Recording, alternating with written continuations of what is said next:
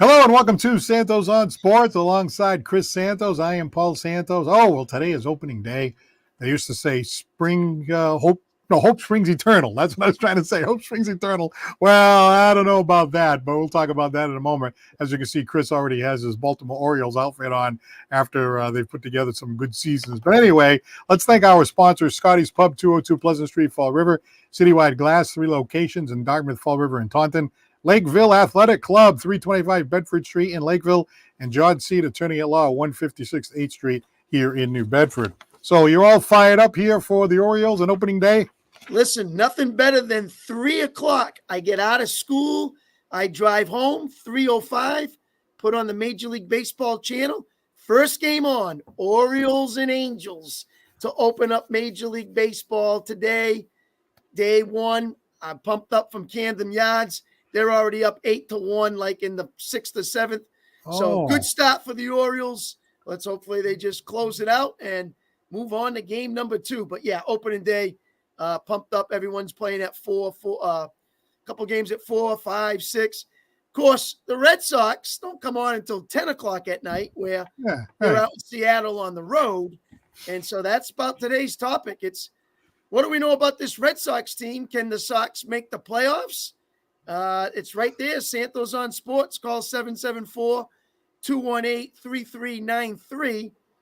And also in this talk, before it has started off, we had a little bit of controversy on probably Major League Baseball's best player, or the player that they talk about a lot, and Mr. Ohtani having some gambling issues. So there's another topic to talk about.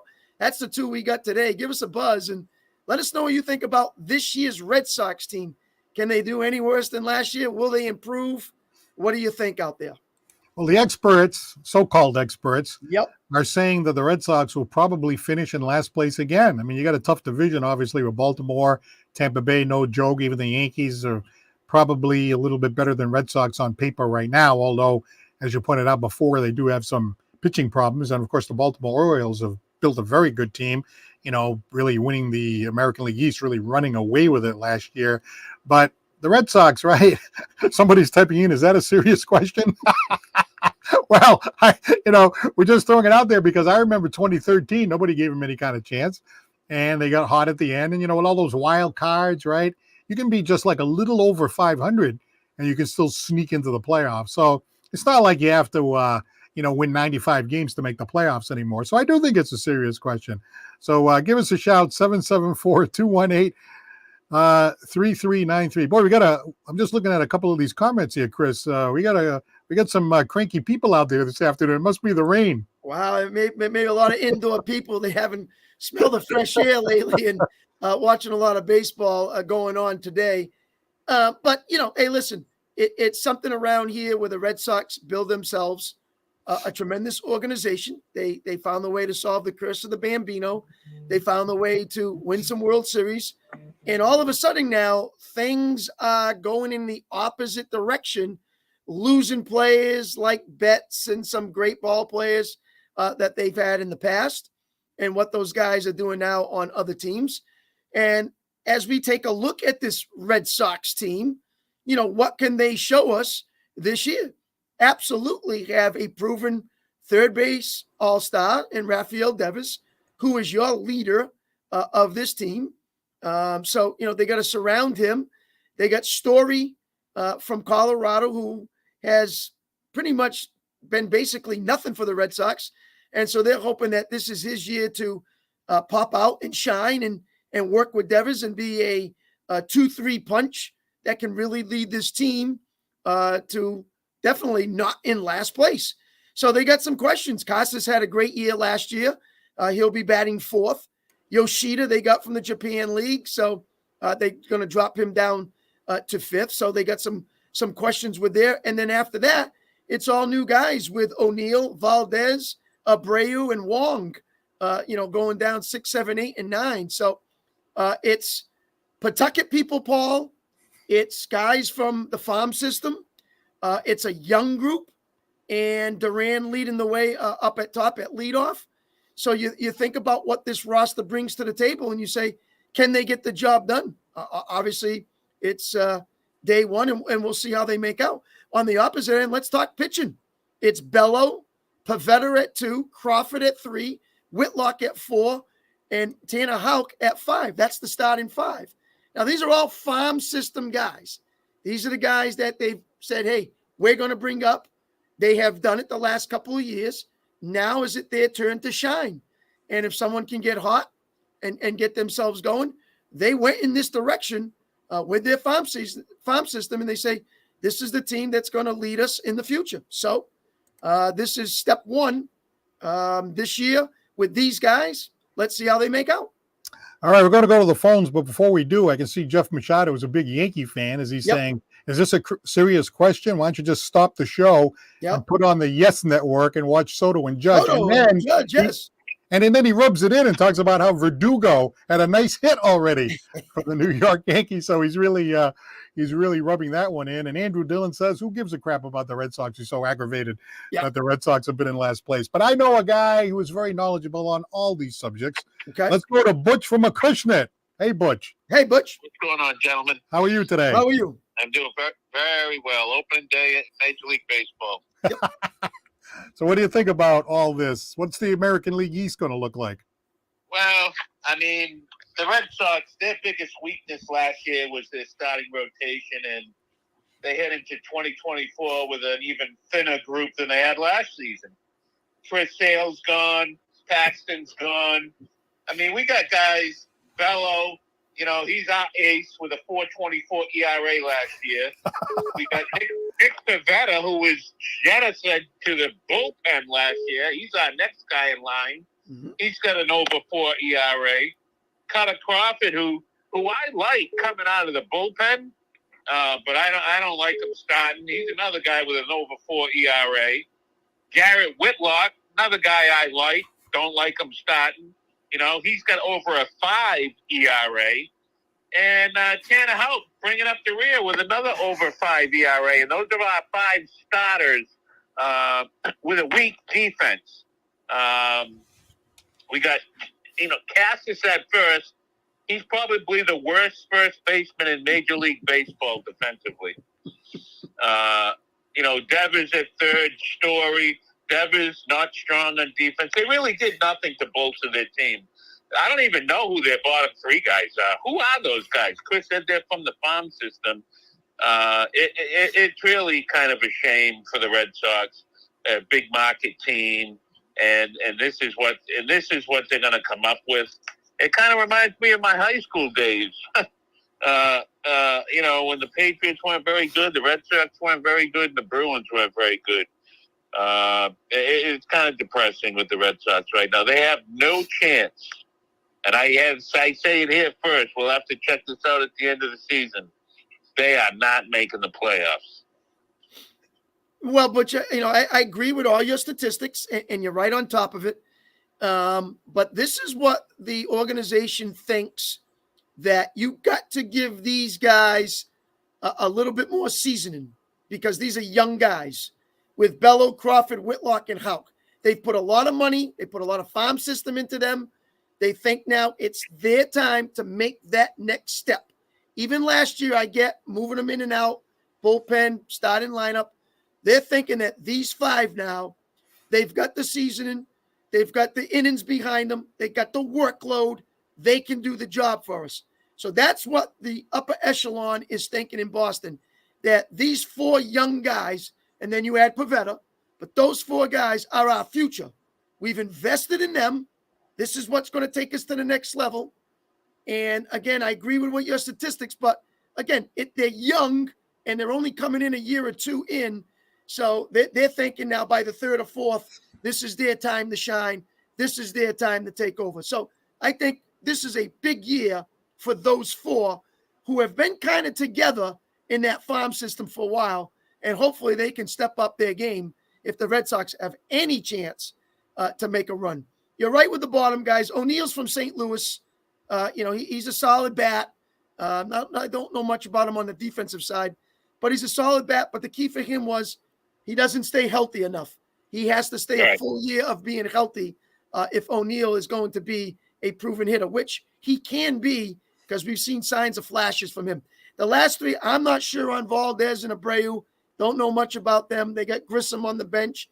He can be a utility guy, move him around. And Wong's the catcher.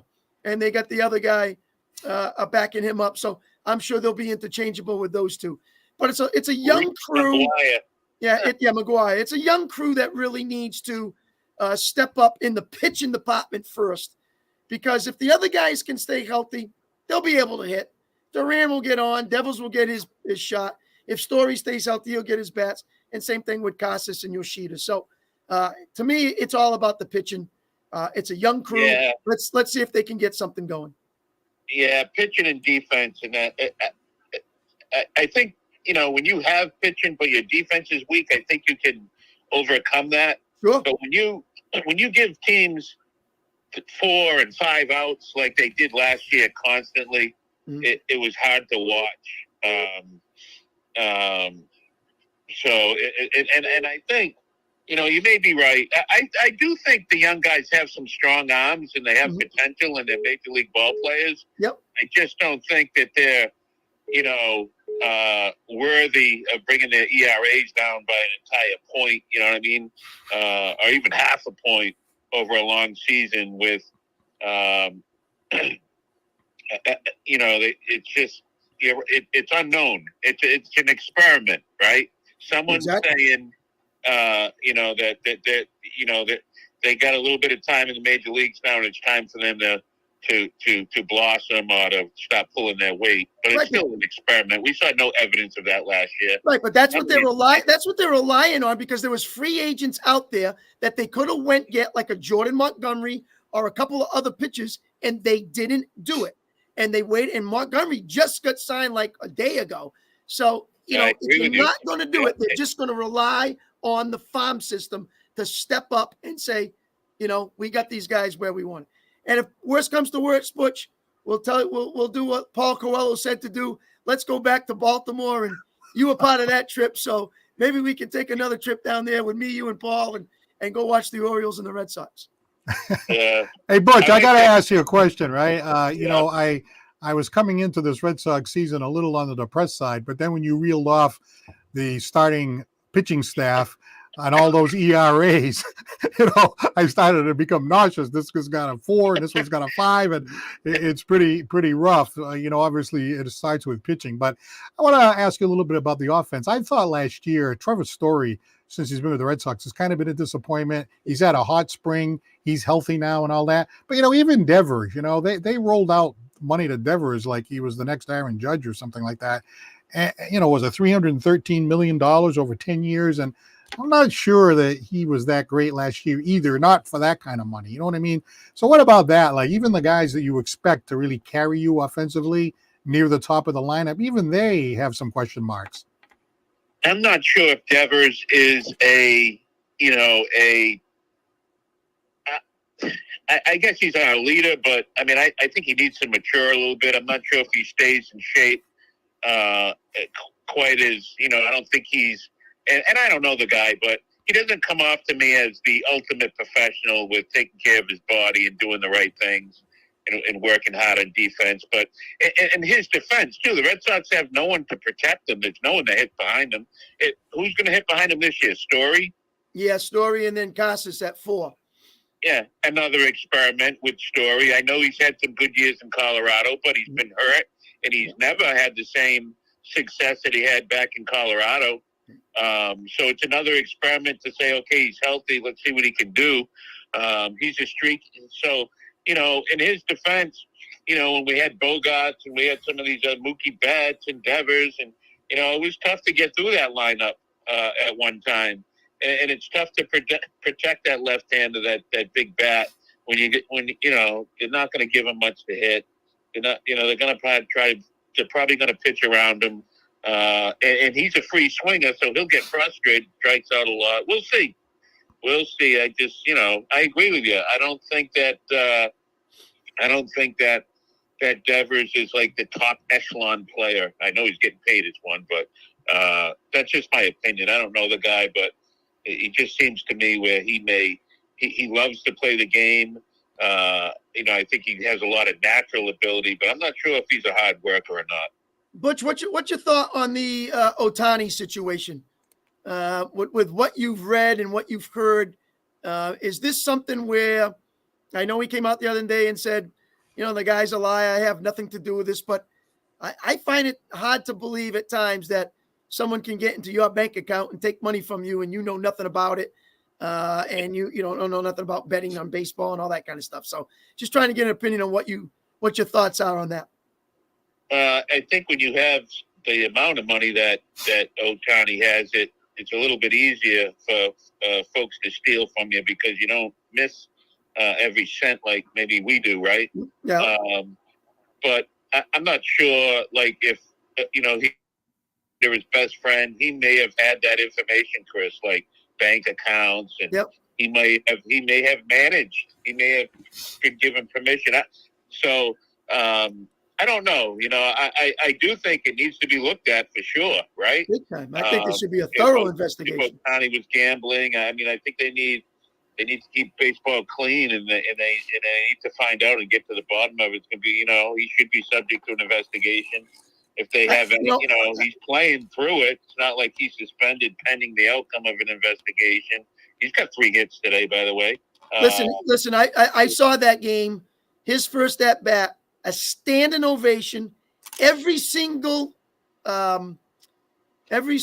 camera was on a cell phone, in place, waiting for him to step into that box. And Jeff Machado just said, Ohtani will get a pass because he's baseball's favorite new toy, which I've said from the beginning. This is their guy they want. So they're going to keep a very, very close hush-hush on this situation.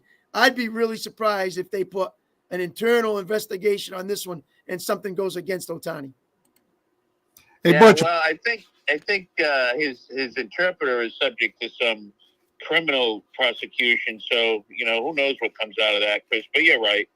Who knows if we'll ever get the truth, Yep. Hey, by the way, before we let you go, right, if you're the general manager of the Patriots, do you take Drake May at number 3 or do you trade down? Paul just can't let this go, Butch. He wants to know right now what the Pats are doing. This is like back in the 80s when all our teams were terrible, I don't know what they do. They have no quarterback. I mean, what would you do? I would try to get a quarterback, whether it be by trade or by draft. So, I don't know if there's anyone out there that's, on the trade, that folks want their pick, but they have got to get a quarterback. So one way or the other, they got to draft a quarterback or they got to acquire one some other way. All right, Butch, thank you very much for calling. We appreciate it. Have a great day and a great Easter. All right, you too. Thank you very much. All right, Butch from Acushnet. And if you want to get in, unfortunately, we only have one line. So when nobody's on, that's the best time to call at 774-218-3393. Okay, let's go to Nelson. Nelson in Fall River. Good evening. Hello? Yes, you're on. All right, a little bit of a lag, but I am on. You're on. You made it. Will the Red Sox make a run? That's like asking, will Jimmy Hoffa reemerge back into society? It ain't happening. This year is the Yankees' year. Pinstripes, baby. Oh. Have you seen Soto today? Now, wait a minute. Flexing. You see that hat that Chris has on there? You got a good focus over there? Listen, where were the Yankees last year? In 4th place? Is that where they finished? Listen, that was last year. This is year. Right, but did they finish 4th? Did they finish 4th last year? I'm talking about this year. Right, but last year they finished 4th. Is that correct? Year, this is what it is. Fenway Park, get ready, get your tickets ready, because you're going to see a lot of souvenirs over that, the Green Monster. Oh, I thought you meant souvenirs with foul balls. You got Judge, Soto, and you know the rest. Come on now. It's this year, but the Yankees better produce. They need to keep this going all the way because, as they say, it doesn't matter how you start. It matters how you finish. Yeah, but the Orioles, they had a great year last year. They got a great team. Yes, what about this year? Yes, they did. They did have a good year. So, Yeah. like I said, the lower market teams, it's good that they're starting to invest and really make a run. It makes things more interesting. But the East, the Yankees are just going to feast. Ooh. The beast Now, has been how about hungry your for a how about your long pitching staff, time. Nelson? It's happening. What about your pitching staff? Now Cole just went on the 60-day IL, so he's going to be gone for a couple of months. How about the rest of that pitching staff? The rest of it remains to be seen what happens. Hopefully they keep things intact. Mhm. But when everything is good and then he comes back and everyone stays healthy, look out. That's all I'm saying. Look out. Okay. Both of you are going to see those balls go over your head up in Fenway. All That's right. what's going to happen. All right. So looking at it from a Boston Red Sox fan point of view, is there any scenario by which some of these young players come through? Trevor Story has a great year. Devers has a great year. The pitching staff comes around. The Red Sox are hanging around at 500 coming into August, September, whereby they're fighting for that last wild card. I mean, is that possible? Well, in baseball, anything is possible. They've invested in them. Look, it's hard to get to the majors as it is. It's a big accomplishment. And now they're here. So of course you want them to be successful. But look out. There's a pinstripe train coming through. It's been hungry and is about to feast. It's going to happen. Just get ready for it. Get ready for it. You guys want to celebrate, was it 20 years since the 04 fluke?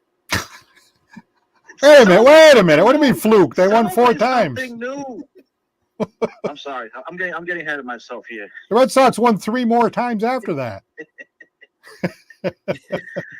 All right. Hey, Nelson, thank you very much. That was a great call as usual. You guys have a good one. All right. Yeah, thanks. Good luck this year. All right, Nelson from Fall River. Listen. He's a Yankee fan. He's a Giant fan. You knew he was going to call and talk about the Yankees. There was no doubt about that. He was going to come in guns a-blazing. They got Verdugo, they got Soto, they got Judge. He's all fired up. I expected that. I knew he'd be coming through. So to hit on the Red Sox and the local crowd, I expected him to do that as well. I got to love this comment from Butch from Acushnet because he's, pretty mild-mannered, pretty classy guy. He doesn't usually go off color too much on Santos on Sports. And he types in, who's that Jack Hawk Yankee fan? Yeah. Let's know that Yankee fan is. The guy from Fall Reeve. And let's see, right. Leo Montero, thank you very much for chiming in. The Yankees finished 3rd if they're lucky. Yep. And the Orioles win the division easily. So he's right there with you, Chris. Yeah, well, listen. I hope he's right. I mean, that's something that we went go do. We needed an ace, and we went out and got one. So I was real happy about that because we just had like number 2s and number 3s last year and still did very well. So it was good to have somebody with a lot of experience and a really proven candidate to be a Cy Young in the American League. So I'm hoping that he can really come through for us. How about this comment from Yankee fan Jeff Machado? The Orioles always choke in the playoffs. History doesn't lie. Well, that's when we get to the playoffs, which hasn't been in a while. So, we finally got our feet wet and we're getting back into the flow again. We got a new owner and, new things happening. So hopefully they can start to turn that around. And then I can tell Jeff, well, it's about time we get back to doing what we normally do. So when the Orioles get to the playoffs this year, they're not going to do the Dallas Cowboys imitation? Well, let's hope not. It's about, making their opportunity to take their young players and move on to that next level. And I think, having Burns on this team to solidify a number 1 really helps our chances. All right, just trying to stir the pot there. I know you are. Have a little fun there. I know you are. I see a comment here from Michael St. Pierre. Hello from the Archangel Michael. Wow. Archangel Michael. What does he mean by that? Does he have like the ability to see the future, or what does he mean by that? I don't know about that one. Maybe he can call us up and let us know. That's right. The new number, yes. 774-218-3393. 774-218-3393. Now, Philip James is saying on that question, can the Red Sox make the playoffs? Well, yeah, if everyone has a career year, just what I course. was saying before, and then at the trade deadline, we're right in the hunt there. Maybe we make a move or something like that. Plus, everyone else in the division has a problem. I think somebody said that the Judge isn't going to play the whole year without getting hurt. Somebody made that Yeah. comment earlier on. Well, So I mean, injuries is a big part of the a game. lot can happen, right? Yeah, elbows, the different things. But listen, I will, Butch talked about it earlier, but I will say this. I truly believe that Rafael Devers is a professional hitter. I really do. I think he's a great hitter. He's trying to work hard on his defense and get better. And that's why they've given him what they've given him. I think he is not elite, but he's up there. And I think he's, the guy that can help the Red Sox definitely offensively better than anyone that they have, obviously. And he's proven it. And I think his style and the way he hits, he's a true professional hitter. I think the thing that Butch was trying to say, and I kind of agree with Butch, I think he is a very good player. I think he's a great player. Yeah. But that elite of the elite, they paid him like he was the elite of the elite. I don't think he quite is what they paid him, the contract to be. You know what I mean? I don't think he's quite as elite as that contract would suggest. Yeah. Okay. All right. I get it. But, each team has to have a leader. Each team has to have some. Now, Butch is trying to compare him to, like, let's say a Big Papi. Devers don't really have that kind of attitude or, maybe that leadership that maybe Papi had, that kind of thing. So not everybody has those skills to bring out the best. But I still think he's a very good baseball player. All right, let's go to Ryan in Rochester. Good evening. Rhino. Hey guys, how's it going? That's happening. Not much. So to answer the question, I think the answer is a resounding no. The Red Sox will not make the playoffs, and I think it's a combination of things. Like first and foremost, we've known about the spending and roster building issues for years now. It's we threw Chaim Bloom under the bus a whole bunch of times, and rightfully so at times. But it's just becoming more evident that the owner doesn't really give a damn about the team anymore. It doesn't allow whoever the chief of baseball operations is, be it Bloom or Craig Breslow now, doesn't allow them to spend on the roster. And we heard him talking all the way back when he was first hired, talking about the need to address the rotation, and it's pretty much just keeping the same young guys and say, hey, Brian Bayo, you're opening day starter, and Garrett Whitlock and Tanner Houck, you're going to be right behind them. So just relying on inexperienced younger guys as opposed to signing veterans to kind of help mentor and backstop those guys so they're not under so much pressure. Like Brian Bayo should be like the number 3 starter in the rotation at most. And on top of that, I think the whole thing with Alex Cora, like whether his job is on the line, I think that's just going to be, hanging over the team because he's, it's the last year of his contract. He's had problems clearly with like how management has, built the roster for years now. So I think with that combination of things, I see another last place finish. So where's the money going, Ryan? Is it just, Devers and Story? Where else is the money that the Red Sox are supposed to have and spend? Because you look at that 5 in the rotation and you're like, well, I'm not spending a lot of money with that.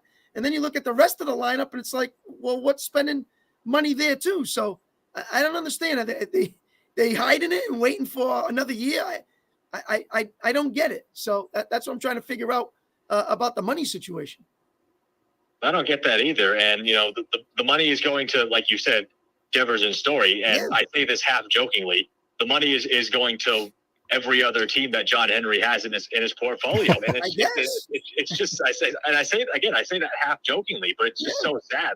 It just seems like he gives more of a crap about, the Pittsburgh Penguins and Liverpool and every other, I guess Fenway Sports Group ought to share in like PGA or whatever golf thing that they have in the portfolio now. It just seems like that's where the money's going, as opposed to one of the more historic franchises in the history of baseball. And one of these, like, we're supposed to be up there with the Dodgers and the Yankees, when, in terms of having the license to essentially print money to make the roster as good as possible. And have you seen that Dodger lineup? And the money they've spent on that team is absolutely incredible. What I just watched an hour ago in their starting lineup with Betts at 1, Ohtani, Will Smith just signed a 10-year, I think it was 140 million, the longest contract ever by a catcher, and he just did it. And I'm like, how they keep spending this money, and the Red Sox are all hiding it. I just don't get it. Yeah, the money that they gave to Ohtani, albeit it's a deferred contract, so it's like very backloaded. But you're talking about the contracts in totality. Between Ohtani and Yamamoto alone, like that's more money than I would think like half the teams across the league are spending just on two players. Incredible. So Jeff Machado is asking a question here in the comment line. Dodgers, best lineup ever? Well, let me tell you, with Betts, Ohtani, then you have Freddie Freeman, you got Will Smith, you got Max Muncy. Who else they got there? They got Haywood, now playing outfield. They got Hernandez, Toscano from Toronto. So I'll tell you, they're pretty loaded right now. And look out for that team. If their pitching comes through, wow, they're going to be something. But best lineup ever, I'd have to sit down and break all that down. But Jeff's got a good point there. I like that. I mean, just on paper, it's certainly one of the best lineups that we've seen in like the past decade. Yeah. But I think if we're going to talk about all time, they got to get it done first, because we've seen them spend a lot of money and make a lot of trades for that lineup, but then somehow in some way they choke come postseason time. So they got to win a World Series before we can consider them one of the best of all time. I hope it comes to fruition, though. That's insane. Yeah, I agree. And even Jeff said 3 first, Hall of Fame ballot players right there. Betts, Ohtani, put Freeman in there. I'm sure he's going to make it. And if Smith continues to do what he's doing, look out. He might be another guy to get up there later on. So, yeah, they're stacked. That's incredible. Ryan Ohtani is the face of the league now, right? And, of course, the Major League Baseball wants him to be that player, that face of the league player, and he certainly is. Nothing like this we've ever seen since Babe Ruth, where you could be a pitcher and a hitter at the same time. Now, I know he's taken a year off from pitching because of the shoulder and stuff, but still something like we've never seen before. And now we have this whole thing with the interpreter getting caught with these issues with the gambling debt and taking Ohtani's money and all that. Are you buying it? I'll admit I'm very skeptical about it, which is upsetting because when he came onto the scene a couple of years ago, he immediately became my favorite player because I hadn't seen a two-way player like that before.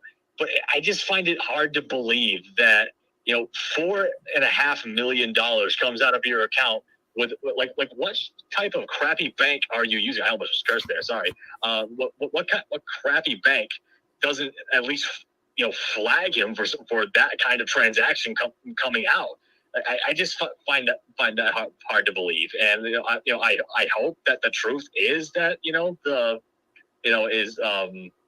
that the interpreter was kind of a crap bag when it comes to this kind of stuff. But I just find it on the surface hard to believe that he didn't have something to do with this. I'm sure that guy, even if he's the fall guy, he'll be taken care of just fine. Hey, Ryan, before you go, you got any thoughts on our other 3 New England teams, the Celtics, the Bruins, and the Patriots? All right, so the Bruins, they've got no shot in the playoffs. I think they've been too up and down.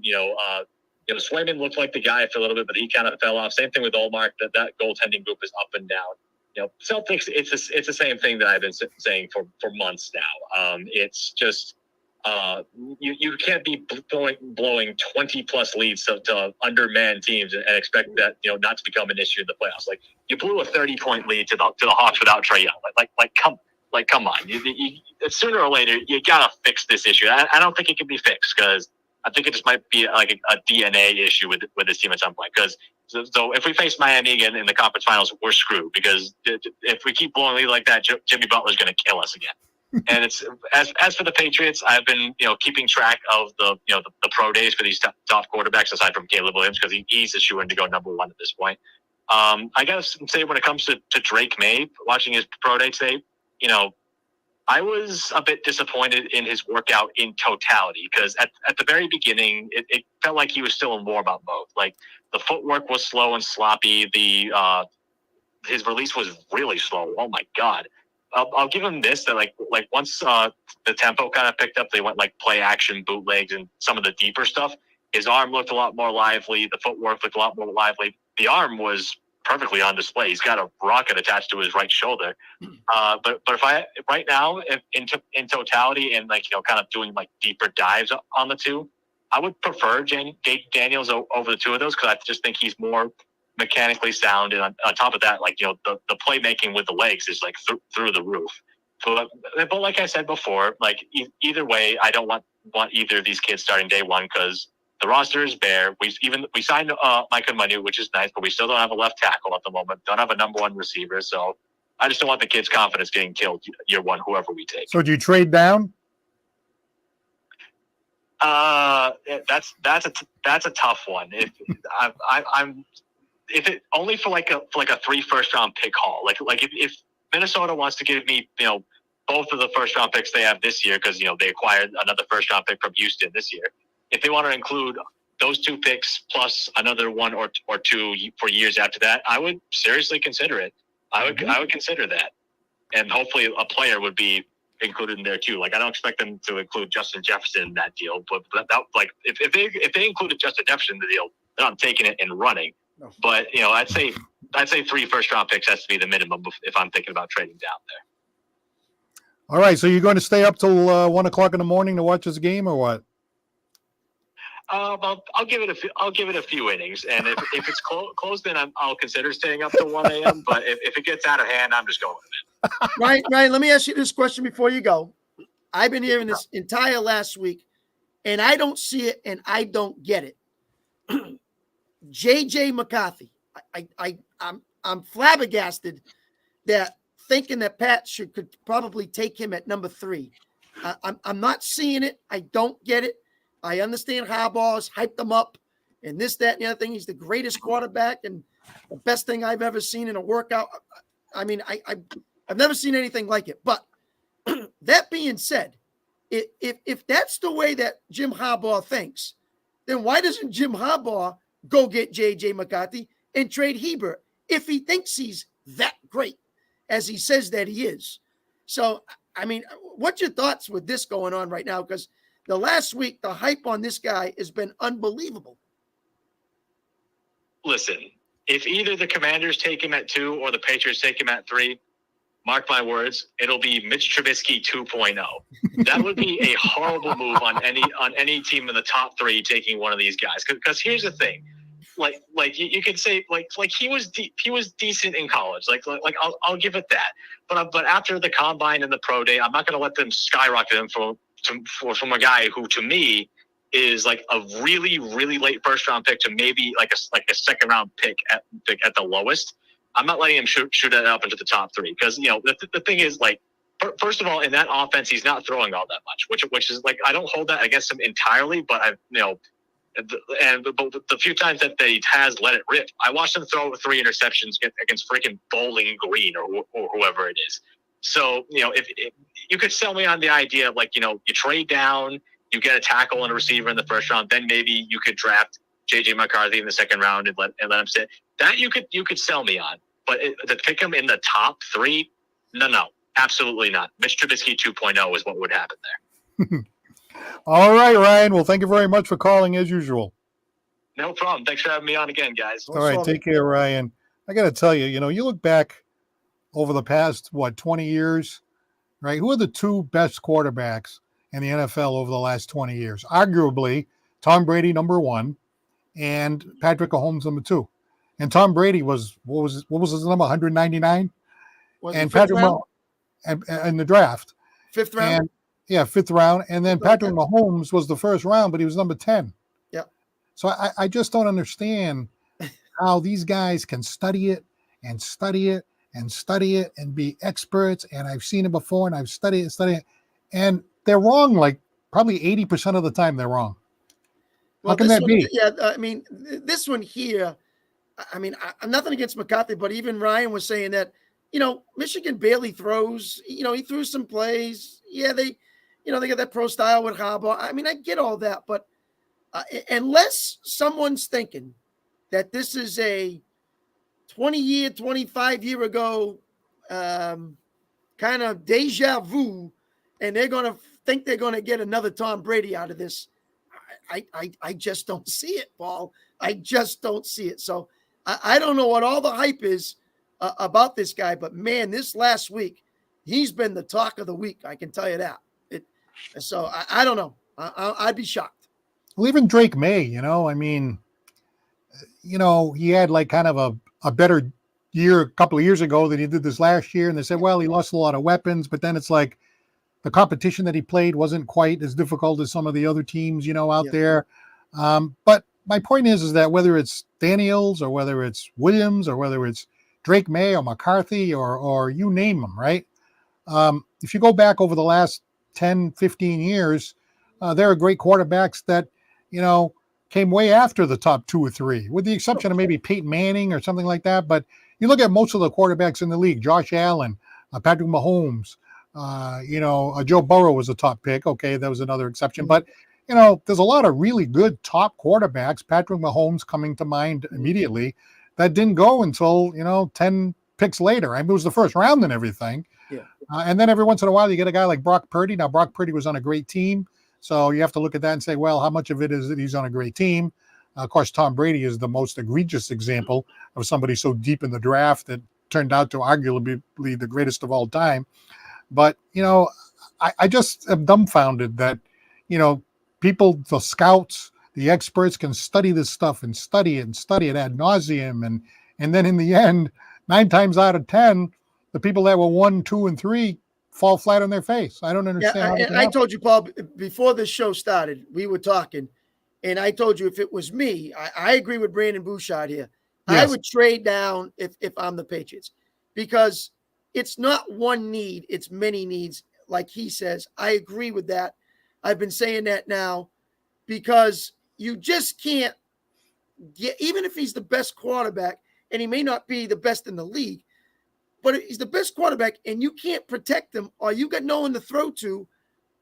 You're going backwards. You have to find a way to get that, to surround him, give him some support, help him out. So they got to come up with a team that they got to find that can give them the best deal, and then take that deal and those needs and really get your team together, and then make a move in 2, 3, or 4th round or whatever it is.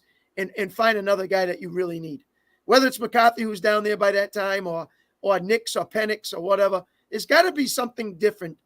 I just don't think by taking one of those 3 guys is going to be, leading the Patriots to the promised land. I just don't see it. Well, I don't spend a lot of time watching college football. I watch it occasionally, far from an expert on college football. But, you got to one of the last games, and I'm like, well, let me watch this guy Penix. And I hear a lot about this guy, and he goes out there and has one of the worst games that he ever had. And I'm looking at this guy, I'm like, oh, this guy's freaking awful. But I know he had other good games before that. But then you have, the left-handed quarterback, and, it creates a little bit more as far as what you're doing and the offensive line and stuff like that. So I don't know about that. But I got to tell you, I mean, if your chances of hitting are just as good at 10, 12, or 15, then you might as well trade down, like you said. I mean, you're not really giving up the chance to hit, because you have as good a chance to hit there as you do at the top, arguably. Yeah. I don't know. But yeah, there's a lot that can be said for the Patriots in that organization of which way they want to go.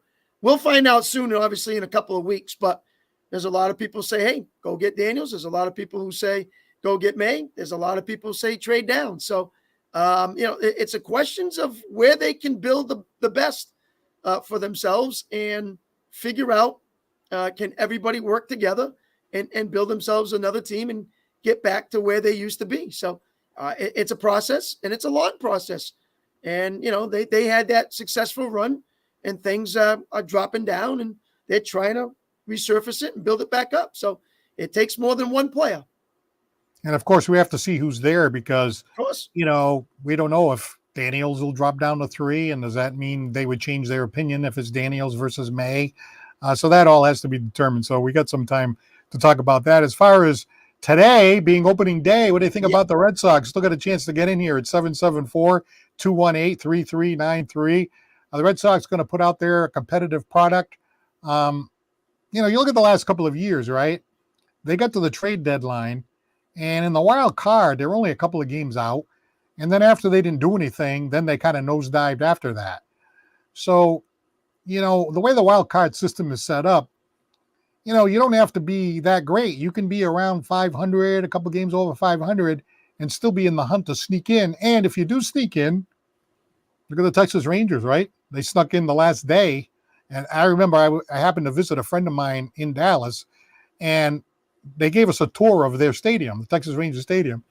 And we're talking to the tour guide, and I'm like, hey, Texas snuck in. He goes, oh, yeah, but we're going to be out, and we'll be out by next week. There'll never be a game back here. They're going to go on the road. They're going to get beat. They stink. They got this problem. They got that problem. They got no pitching. They got this and that. Next thing you know, they won the whole thing.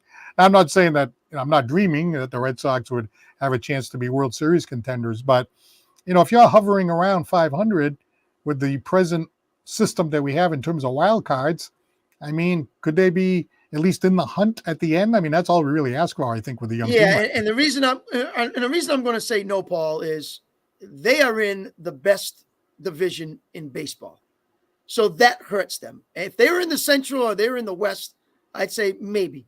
But when you have Baltimore, Toronto, the Yankees, Tampa Bay, that's just a tough division, no doubt about it. So I don't think they can do it. I think it would be a miracle if they pulled this off, just to even make the playoffs.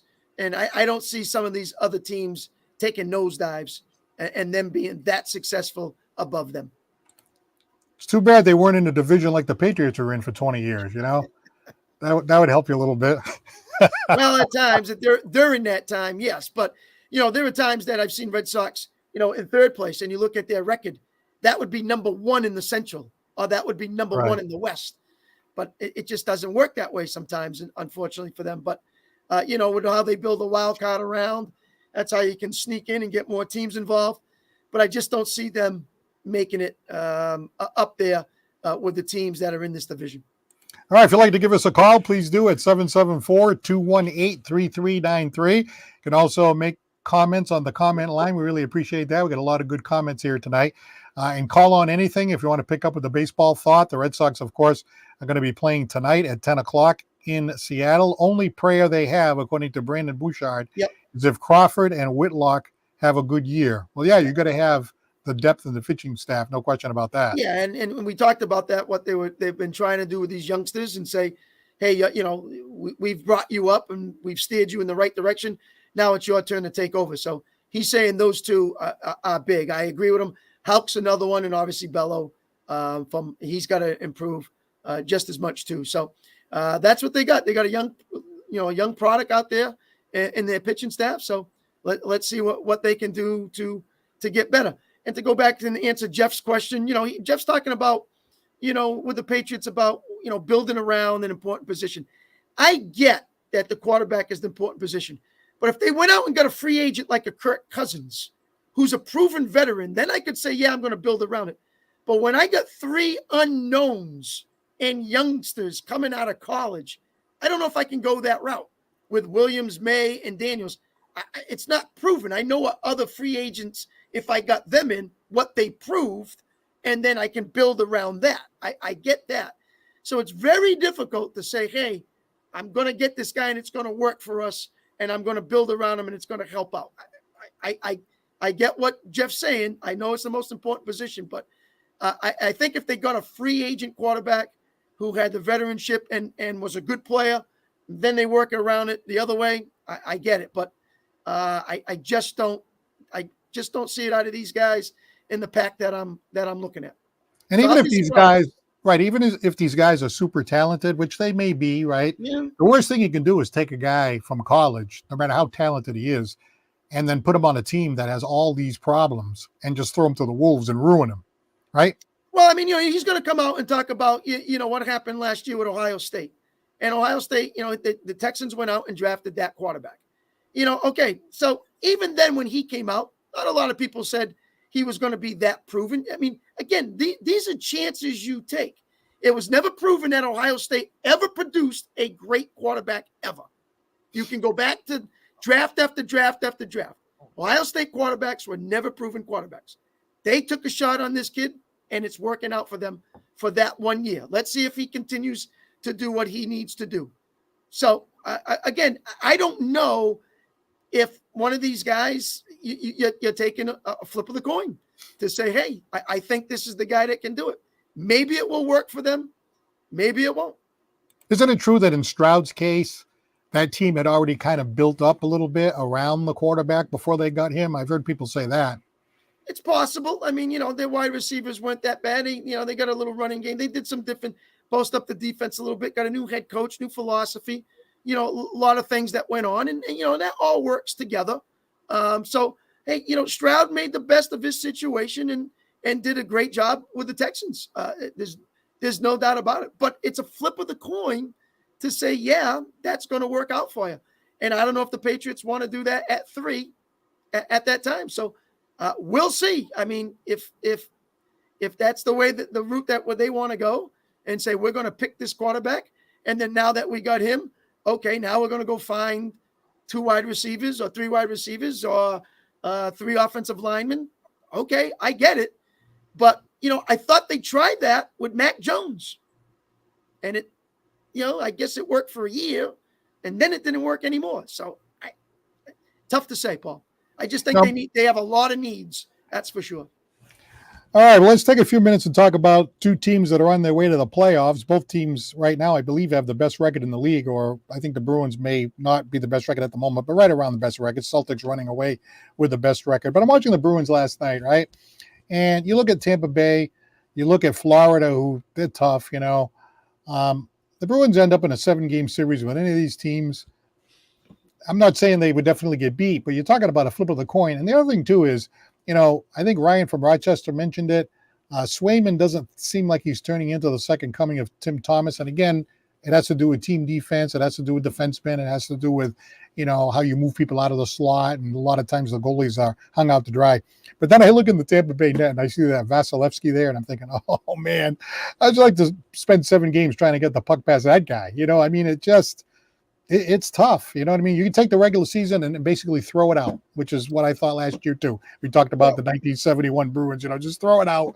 It doesn't mean anything. You just got to get in there. You got to get hot. You got to get your goalie hot. You got to start, like you say, winning breeds more winning, and that's basically it. But any of these teams can beat anybody.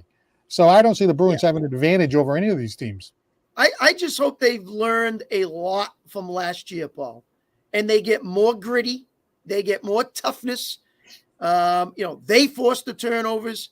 They get some solid goaltending out of those 2 guys. And they take the game to the other team. Because I thought last year it was the opposite way around. So I'm hoping they learned something from last year and they will get better. But they needed more help. They went with Lindholm last year on the defensive side to try to help out McAvoy. I thought they might make another move at the deadline, get a Noah Hannafin or a couple other guys that might have been out there to continue to work on that. But they didn't. So maybe they're thinking that what they have is tough enough and, they're ready for the challenge, but they can't go in as they went in last year. They have to find a way and learn from what happened and turn this season around once they get in the playoffs. And Paul, we talked about it. Playoffs is a whole different ball game than regular season hockey. In any sport, that sport, mostly. Well, that's the thing with Montgomery. Montgomery is kind of like an offensive-minded coach, whereas some of the coaches from before, even Claude Julien, he was a more defensive, let's keep the score down, let's play for that 2-1 win and stuff like that. And last night, the Bruins did get a little more gritty. They did have a nice come-from-behind win over Florida. They got beat last night, but, whatever, 1-goal game, it can go either way and all that. But now, I do see a little bit more grittiness. Like back-to-back nights, playing 2 good teams in Florida and Tampa. That's tough to go down there in the Sunshine State and bang both of those out. But, they showed some good grit and good play in those last 2. Let's see how they gel down the stretch.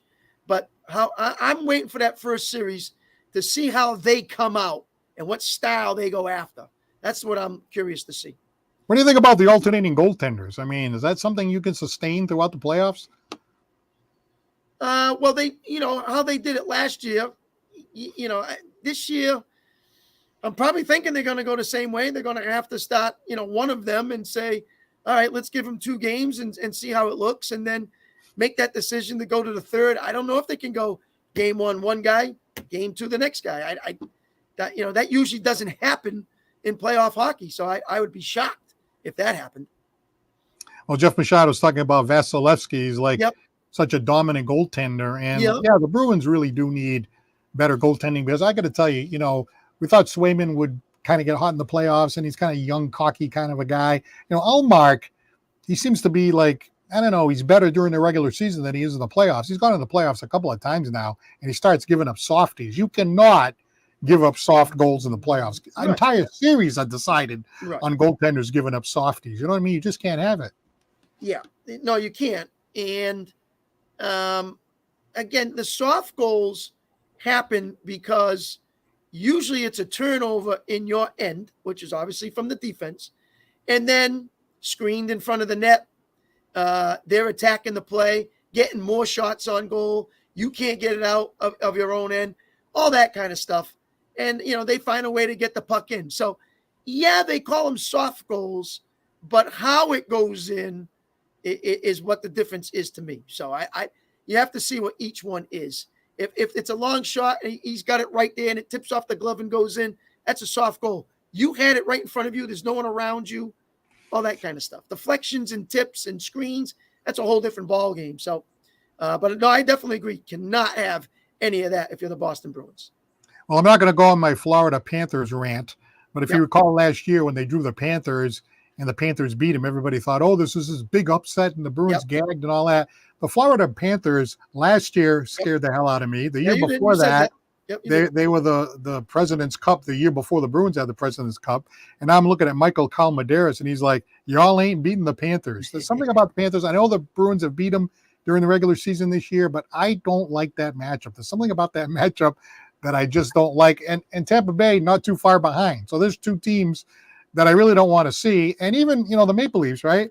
You figure, the Bruins, they have the Maple Leafs number and all that. Hey, sooner or later, they got to beat them. The Maple Leafs got to beat the Bruins sooner or later. It can't go on forever.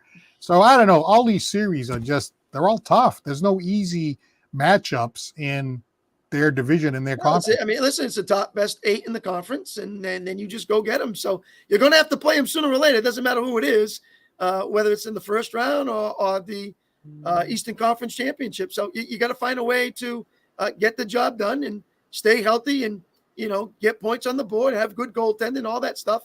But the physical play to me was the deciding factor last year. And I thought really Florida really took it to them. It was like nerve-wracking to watch Boston try to get the puck out of their own end. Well, how about Kachuk? Wasn't he unbelievable in that series? Yeah, exactly. Well, I see Jeff Machado here, the Yankees fan, and apparently the Yankees rallied 1-5-4 while we were talking. I think they were down 4-0, so they came back and scored 5 runs against Houston. So good start for the Yankees. You see what he has typed in there, Chris? The Yankees win. Oh, that sounds familiar. Yankees win. That sounds familiar. That's why I try to avoid the Yes channel. Well, that's the radio guy there. Yeah. Actually, but anyway. But they'll throw him on too once in a while. Oh, is that right? No kidding. I'm sure they'll bring him out.